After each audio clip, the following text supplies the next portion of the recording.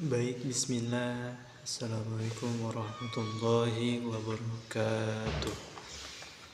Perkenalkan, nama saya Charlie dengan NIM 251020002. Pada kesempatan kali ini saya akan membuat video monolog untuk tugas UAS dari Bapak Miftahul Khair dengan menjawab 7 pertanyaan dari muka tersebut.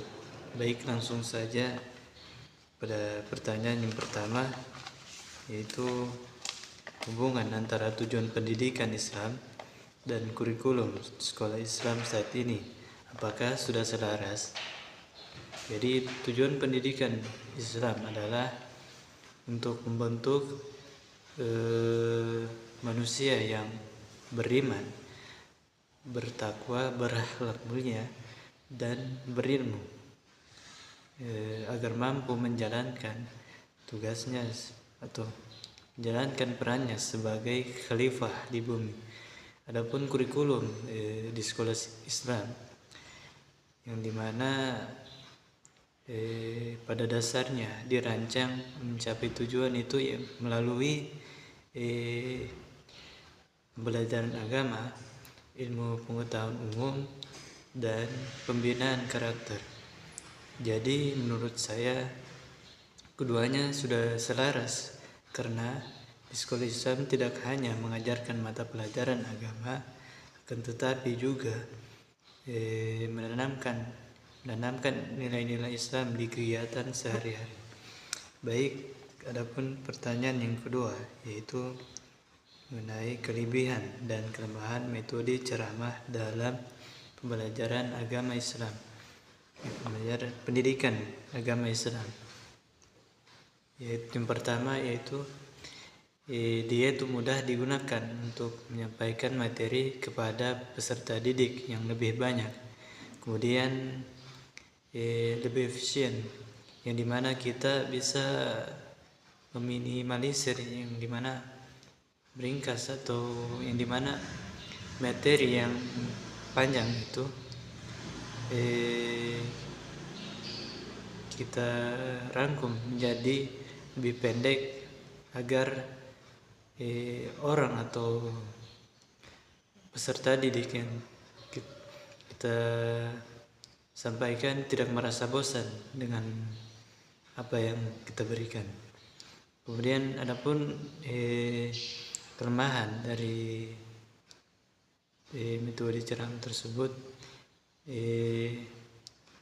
peserta didik cenderung pasif, yang dimana mereka seakan-akan tertahan atau tidak bisa berkembang lah istilahnya.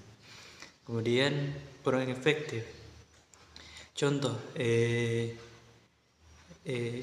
3 jenis siswa, yang dimana yang pertama itu ada siswa yang pertama diajarkan dia langsung paham, dan ada juga yang kedua kali baru paham, dan bahkan ada yang berkali-kali, sampai berkali-kali pun dia tidak paham, karena karakter siswa atau peserta didik itu berbeda-beda, menjadikan mereka itu ada yang cepat paham dan ada juga yang lambat. Baik, selanjutnya untuk pertanyaan ketiga, yaitu penerapan evaluasi pendidikan Islam secara komprehensif. Jadi terkadang itu sebagai tenaga pendidik atau pengajar, mereka hanya menilai peserta didik atau anak didik itu melalui nilainya mereka melalui ujian tertulis, tugas maupun presentasi. Akan tetapi mereka terkadang tidak peduli dengan yang namanya akhlak dari peserta didik tersebut, yang dimana seharusnya mereka mengajarkan yang namanya akhlak untuk mereka, yang dimana caranya mereka harus menghargai entah itu sesama teman maupun maupun guru dan orang di sekitar. Baik, untuk pertanyaan yang keempat, yaitu keterkaitan keluarga, sekolah, dan masyarakat dalam membentuk karakter peserta didik. Jadi untuk keluarga atau orang tua, yaitu yang dimana mereka yang pertama itu mengajarkan kepada kita itu tentang akhlak dan agama yang paling dasar. Adapun di sekolah kita diajarkan atau dikembangkan untuk pemahaman atau perkembangan dari yang sudah diajarkan dari orang tua kita, entah itu pengetahuan dan lain sebagainya. Adapun juga yang namanya yang seperti kita ketahui banyak ditempel itu atau dipajang biasanya spanduk itu, yaitu 5S yang seperti kita tahu, yaitu senyum, salam, sapa, sopan santun. Nah, adapun yang diajarkan dari keluarga atau orang tua kita dan dari sekolah itu harus kita terapkan di masyarakat. Jadi masyarakat di sini yaitu tempat atau wadah tempatnya kita untuk mempraktekkan yang dimana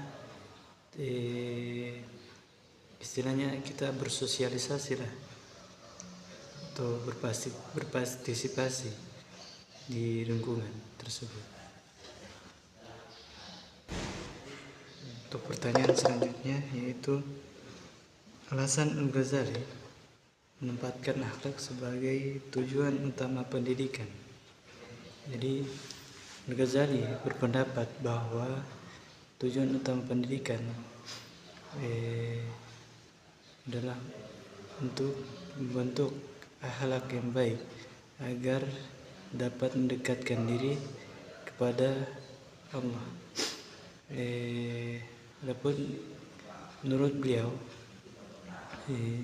ilmu yang tidak disertai dengan akhlak dapat disalahgunakan dan tidak memberikan manfaat yang lebih baik, adapun sabda Rasulullah SAW itu seorang yang sempurna imannya yaitu adalah orang yang berakhlak mulia. Baik, untuk pertanyaan selanjutnya yang dimana pentingnya pembelajaran bertahap menurut Ibnu Khaldun. Jadi kalau dipikir secara logika, maksud contoh saja, orang yang hafal juz 30 atau surah pendek di juz 30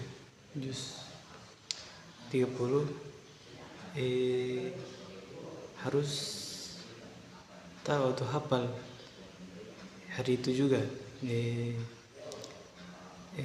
juz 30 juz atau satu contoh misal yang dimana materi yang diajarkan di SMA itu diajarkan kepada anak SD yang dimana mereka belum tentu tahu atau paham lah mengenai dasar-dasarnya tentang materi yang diajarkan di SMA. Jelas sangat berbeda. Kenapa? Karena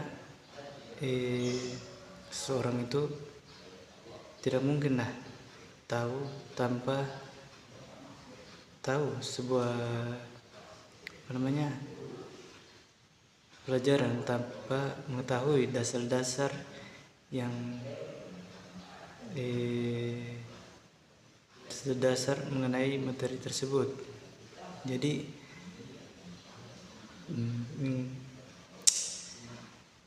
Jadi tidak mungkinlah bahwasannya orang itu langsung paham dengan pelajaran yang dimana dia belum tahu dasar atau bagaimana cara, atau sama sekali tidak pernah diajarkan langsung tahu lah, kan tidak mungkin.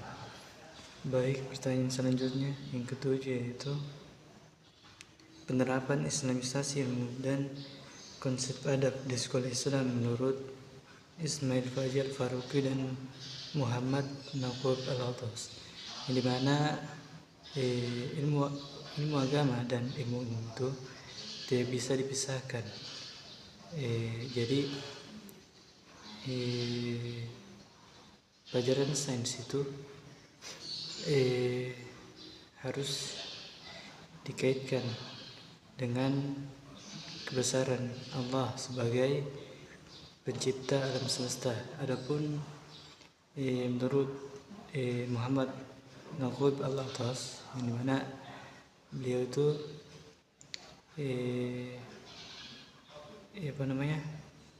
menekankan pentingnya adab, yang dimana penerapannya itu melakukan dari pembiasaan sopan santun, penghormatan guru, kedisiplinan, dan tanggung jawab di kehidupan di sekolah.